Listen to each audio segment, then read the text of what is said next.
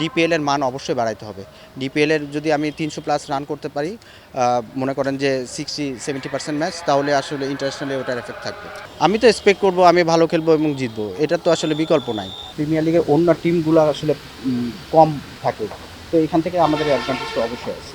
অবশ্যই জানেন যে মুশতাক আহমেদ প্লেয়ার হিসেবে যেমন ছিল, কোচ হিসেবেও আসলে অনেক সাকসেস, এবং তার বিভিন্ন দেশে করার অভিজ্ঞতা আছে। তো সেই অভিজ্ঞতা তো আমাদের ছেলেদের কাজে লাগবে ডেফিনেটলি। হ্যাঁ, অবশ্যই জানেন যে নরমালি আমি যখন স্পিন দেখি তখন আমি রিস্ট স্পিনার থেকে ফিঙ্গার স্পিনার নিজেই ছিলাম। তো ওই কিছু জিনিস আছে যেটা অ্যাডভান্টেজ ফিঙ্গার স্পিনাররা পেত। তো ও যেহেতু রিস্ট স্পিনার ছিল, তো এই ক্ষেত্রে তো কিছু অ্যাডভান্টেজ থাকে। আসলে ডিপেন্ড করতেছে আমরা কিভাবে খেলবো।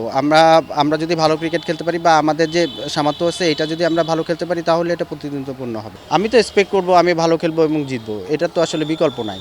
এখানে একটা জিনিস আমি বলে রাখি, এর আগেও লাস্ট 2-3 বছরে কিন্তু সাকিব আল হাসান ছিলেন না, তারপরেও আমাদের টিমের রেজাল্ট কিন্তু খারাপ ছিল না।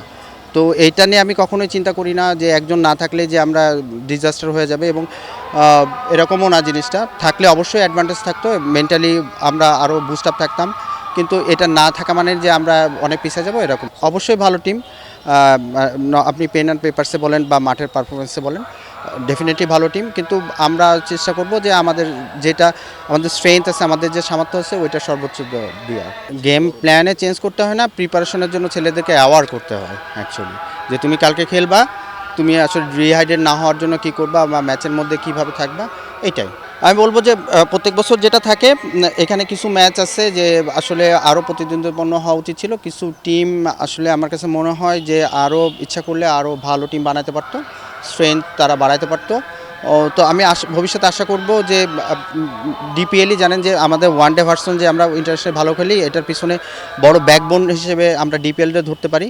তো এই জায়গার যেন ওই সব অফিসিয়ালরা যেন ওইভাবে টিম বানায়, যেন খেলা প্রতিদ্বন্দ্বিপূর্ণ হয় এবং এখানে ভালো প্লেয়ার যেন, তাহলে ভালো প্লেয়ার আসলে আসতে পারবে। আসলে মমিনুল যেটা কথা বলছে যে এটা লাল বলের ক্ষেত্রে বলছে, এটা সাদা বলের ক্ষেত্রে কিন্তু বলে নাই মিন করে। তো অবশ্যই আছে, আমি যদি সাদা বলের ক্ষেত্রেও যদি আমি ভালো করতে চাই, যেটা আমি কিছুক্ষণ আগেই বললাম যে ডিপিএল এর মান অবশ্যই বাড়াইতে হবে। ডিপিএল এর যদি আমি 300+ রান করতে পারি, মনে করেন যে 60-70% ম্যাচ, তাহলে আসলে ইন্টারন্যাশনালি ওটার এফেক্ট থাকবে। আমি বলবো যে এখানে ডেভেলপমেন্টের জায়গা আছে, সেটা আপনি বলেন উইকেটের ক্ষেত্রেও বলেন বা আম্পায়ারের মানের ক্ষেত্রে বলেন। তো শুধু ক্রিকেট তো প্লেয়াররাই বেস করে হয় না ডেভেলপমেন্টটা। মাঠের ফ্যাসিলিটিসও ভালো লাগবে, উইকেটের মান ভালো লাগবে, আম্পায়ারিংও ভালো লাগবে। তো আসলে ওদেরও মান বাড়াইতে হবে, শুধু একদিকে শুধু প্লেয়ারদের আসলে দিকে ইন্ডিকেট করলে আসলে জিনিসটা ঠিক হবে না। তো ডেভেলপমেন্ট তো আসলে চারিদিকে হইতে হয়। তো আমি আশা করব যে আরও ভালো ভবিষ্যতে আরও ভালো পাবে।